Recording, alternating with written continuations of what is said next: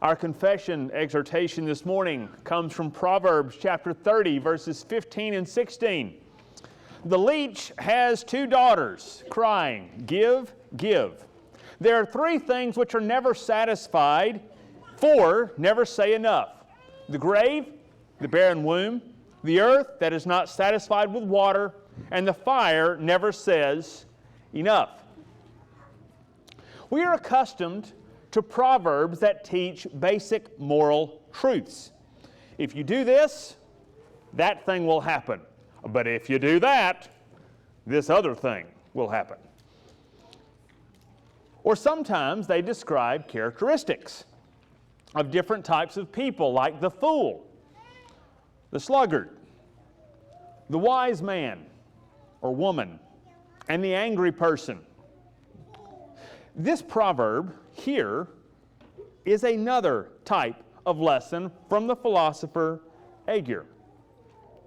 He says there are four sad events that keep on happening: death, infertility, drought, and fires. They may seem like a random smattering of bad things, but he's making a deeper point. We love Proverbs because, as far as the book itself, because they are really clear. Of course, we know that these are not promises. If you do everything just right, you check off every box, then God is bound to do every single thing for you. No, that's not how it works. God is good and faithful, and He gives us well beyond anything that we deserve because of the boxes that we've checked.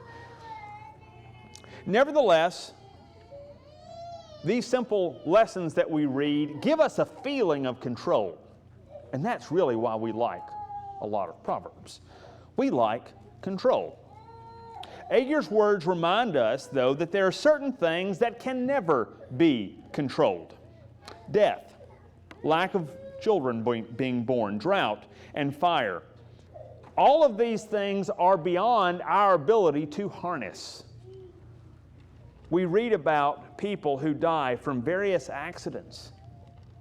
We know of people who would be great parents, but for whatever reason they can't have kids. We see farmers who are faithful, but yet their crops won't grow.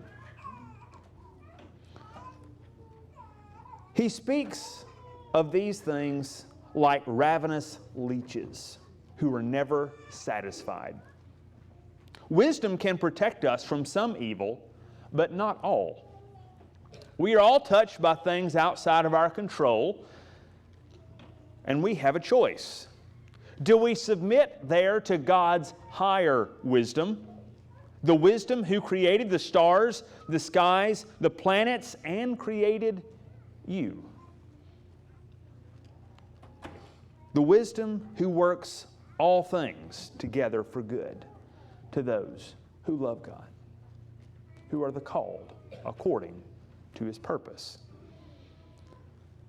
When the Proverbs don't seem to work, when they don't keep all the bad at bay, the call is to submit to God's higher wisdom.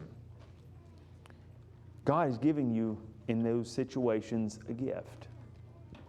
And that gift is to lean into something that only He Himself can offer: the perfect wisdom from on high, that, as James says, comes when we ask and are patient. As we prepare now for our confession, turn to hymn 373.